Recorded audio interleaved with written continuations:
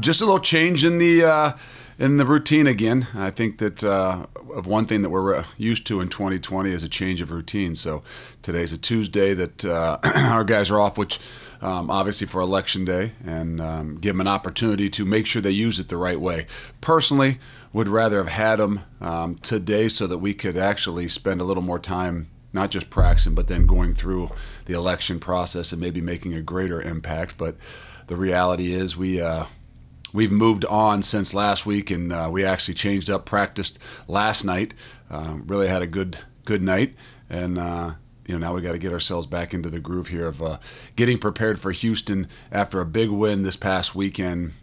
We talked about a little bit of a redemption of the two losses we had last year, but I think hopefully we've got a really mature crew that understands and realizes that as we continue to move forward, the expectations, a lot of things continue to rise, and that's what they're excited about.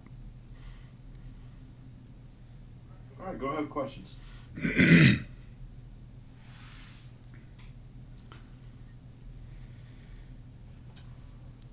Go ahead, Chad. All right, nobody else wants to take the jump. Coach, this is a Houston team that is they've struggled a little bit, but they've got a lot of talent across the board. Is it difficult to maybe make sure the guys stay focused on, that you're playing a team that's really good, talent-wise, that hasn't hit their stride yet? Yeah, I think playing them last year, hopefully that we do understand what it is that we're in for, because they were struggling a bit last year when we went down to Houston, and they gave us everything we could ask for. And they were kind of they had just lost their quarterback. They had lost their backup quarterback. Had a hamstring, and so they were kind of rolling in there. They played 3 different quarterbacks on us, but we did learn from last year that I think they might have the best receiver core that we had faced. Obviously there's some really good ones in this league with UCF and Memphis, but we're every bit as good as anybody we faced last year and have talent across the board. We have got to continue to make sure that we're taking strides to, no matter what, be able to play our best ball at the end of the year, and hoping and believing that those things that we've been preaching for the last year and a half about playing really, really well at the end of the year and how you do it continues to sink in as some things around us change. But you talked, I believe, after that USF game about maybe trying to tweak some plans, game plans for Dez to try and help him get going, especially early. Do you feel like that's been the case these past 2 weeks? I think in some ways, but I think it's a whole. I think that his ability to get a little bit more comfortable, like he says, of things slowing down. The speed of the game hasn't slowed down, as we all know. It's the things that go on within our head, and I think that all a part of that, of getting more comfortable, not just in the what we're doing offensively, because we've been doing very similar things for the last 3 years, but getting as comfortable as you can with the people that are around you as well. So I think it's a combination. I think that the offensively, obviously the Coach Denbrock and those guys on that side have really kind of done a good job at honing in and helping him to slow things down, being consistent with what we're doing, and keeping the guys around him very consistent as well.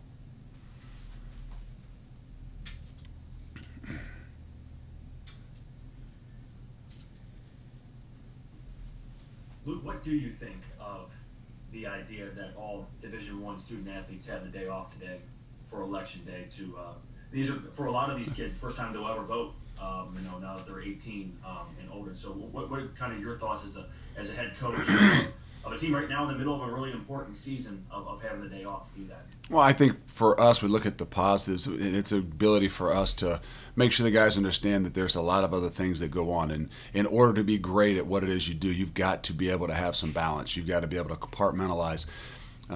It's our job to make sure they understand how important it is for us to do our part, and that is a part of voting.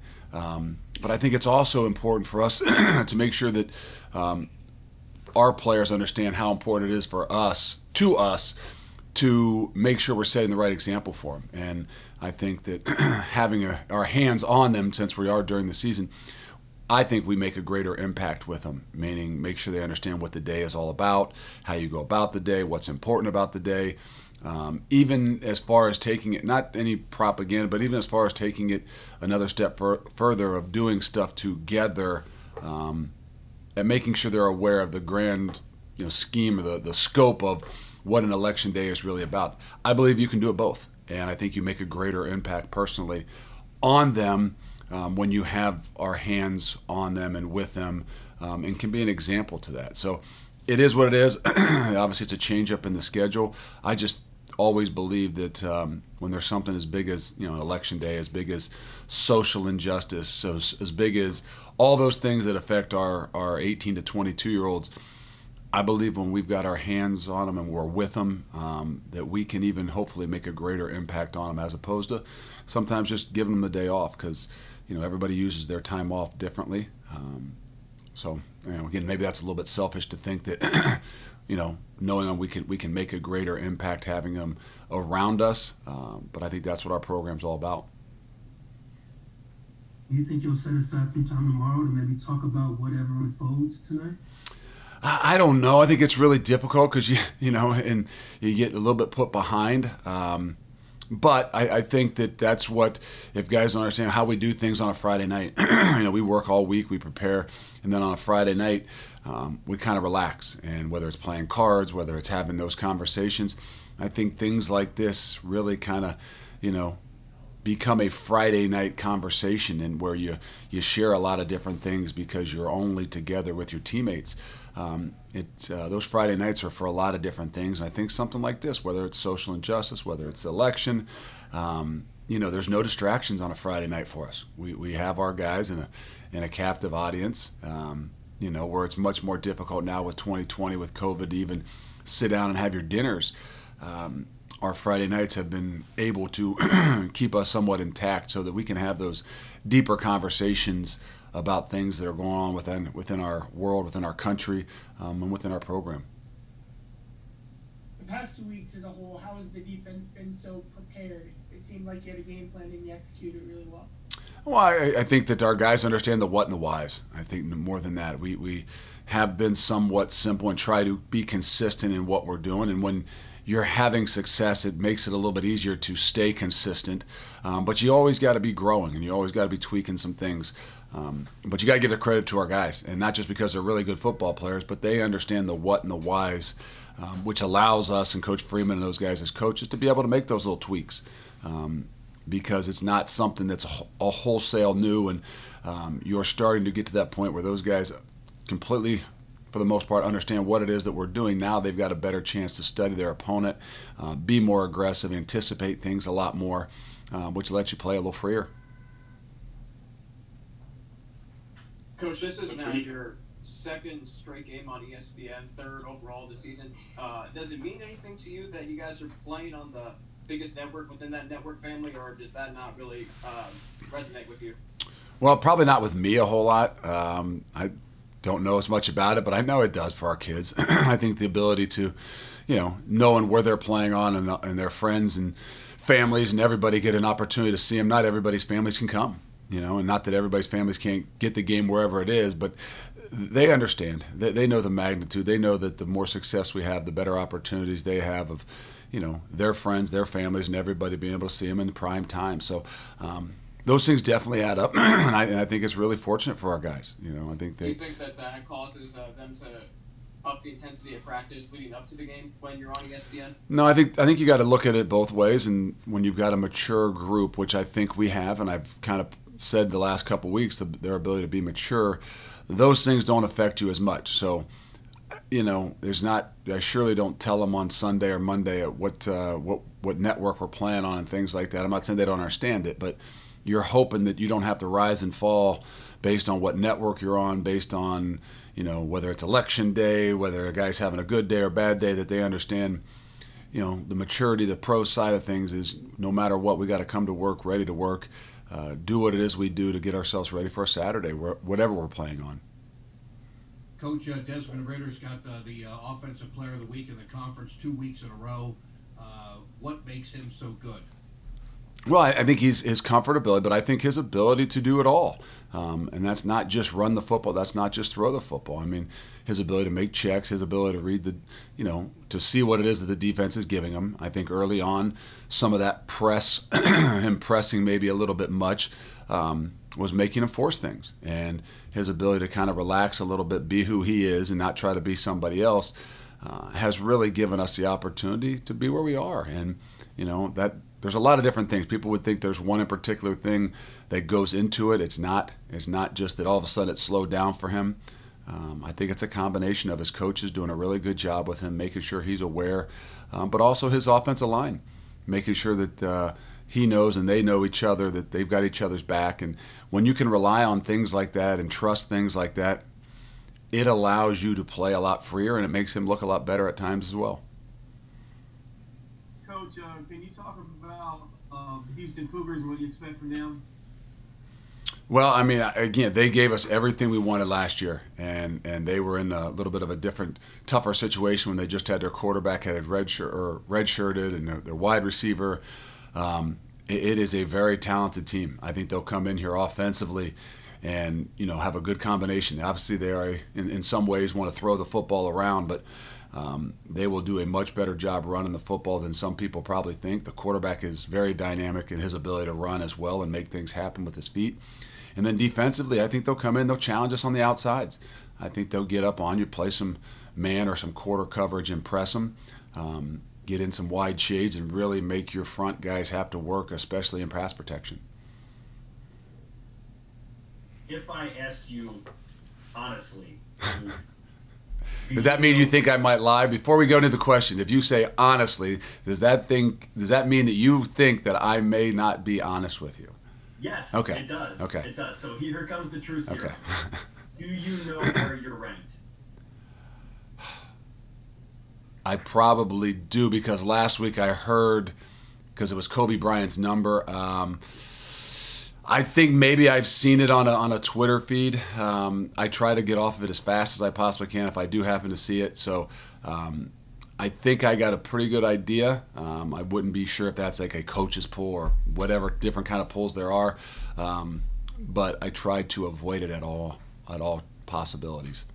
Okay, so the follow-up then is, are you at all aware of what's becoming a growing national buzz about your team being honestly considered for the college football playoff? No, because I don't, listen to a lot of those things. I try not to, get into the ESPN even of watching it. But I mean, before that, even before anybody else says that, I mean, I've got an idea of where we could be and what we need to do. But I think that's just trying not to be naive. I understand. I want to make sure I understand what our guys are hearing and seeing, and not to say, hey, it's like the elephant in the room. We don't talk about it. But I also want them to enjoy some of that stuff, just not too much. So I think there's a really good balance to, can you handle it maturity-wise, whether you're a coach or a player? Can you use it in your own ways as motivation is what I think is most important. You're spending too much time on my Twitter feed, Coach.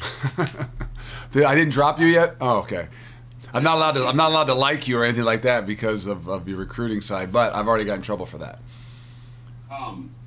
When you put together your long-term plan for this program, how close are you to where you planned on being year 4? Well, we haven't won a championship yet, and I think no matter what, anything besides anything else, that was probably the number one thing that, by year 3 or 2, obviously you wanted it at year 1, but the realities were, so we haven't done that yet. Along with the recruiting side of things, I think we're really, really good and on par for where we wanted to be. And I don't just mean by having great players. I mean by where they're coming from, the type of kids you're recruiting. Rankings are what they are. But I'm talking about creating the core and the crux of your program. Facilities-wise, we're moving in that direction. We've got a lot of plans, but I still think there's some things we got to continue to push. Obviously, COVID may be have an effect on that in some ways. But when I look at it as a program as a whole, it's not just about what's happening on the football field. There's a lot of the things that I think are falling into place. Knew it was going to take time. You got to continue to give it time. But that doesn't mean we don't have to push and press and try to exceed all those things that we had planned originally. Which I know you like to poke fun at Coach Freeman from time to time, but how have you seen him grow and develop as a position coach and a coordinator the past 4 seasons? His ability to balance, his ability, I think it's been a really good situation. When he first came in here, he had a guy like Coach Tenuta who had been a defensive coordinator for 30-some years, and it was going to be a challenge to him on a daily basis to be able to manage and understand and handle the room. And now into that process where you've all of a sudden acquired but a few new coaches, and your ability to grow within them, teach them, make sure they understand the what and the why as to who we are. So I've seen him grow not just as a football coach, but as a teacher, as a leader. And I think, even his ability to balance a lot of those things. When he first came in, maybe, having 5 kids or 6 kids at the times were really difficult. Is where you've seen him now really be able to not just balance the things here at the office and be a leader here at the office, but also balance the external things that really give you a chance to excel at what you do.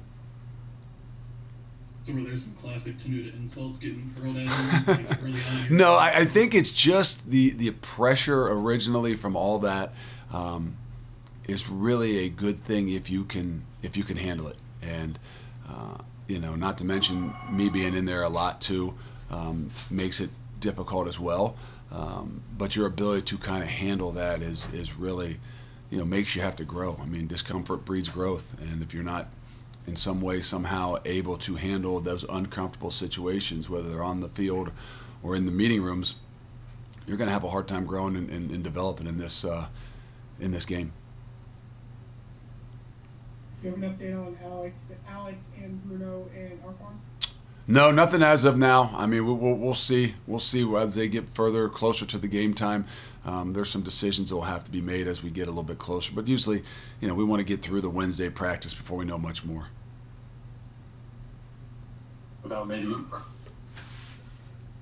Coach, how impressed are you by your players' ability? I know you like to say you live under a rock, but your players' ability to kind of block out the social media noise of being a top 10 team and being in the playoff conversation when you win 2 weeks in a row convincingly in conference play against 2 top 25 or should have been top 25 teams. How proud are you of your guys? Are you just for them to be able to block out that noise and handle business? I'm as proud of them day to day because we got to continue to do it. But I am. And I don't. Again, I know they see it. I know they hear it. I'm not crazy. But to see them come to work, come to practice, put the work in, trust the process, seeing those things, that's what makes me feel really good. We're going to have some struggles. We're going to have some challenges. We're going to have teams that are going to give us their best shots, and we're going to have to, really overcome some adversity at some point in time that maybe we haven't had just yet. But I believe that we'll be up for the challenge because what I've seen so far in the last few weeks is our guys' ability to, whatever they're hearing out there, whatever their families or whoever's telling them, they have gone about their business believing in the things that we've said about the process and all that we've asked them to do so far.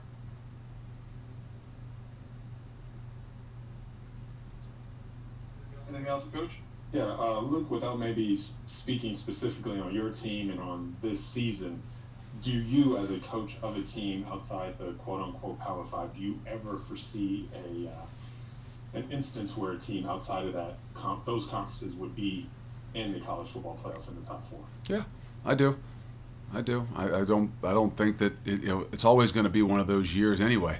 Things have got to fall into place, and at some point in time it will happen. Just like at some point in time a Michigan State's going to make the playoffs. They're not one of the blue bloods. They made the playoffs a few years ago. Every year it seems to be there might be one team. I don't care what conference they're from. They're still one of those teams that people would say that's not normal. It's not normal for them to be in the playoffs because they're not this, that, or the other thing. When the reality is, it's going to happen every year. What conference they come from, we'll see. I personally don't overthink that that's as big a deal.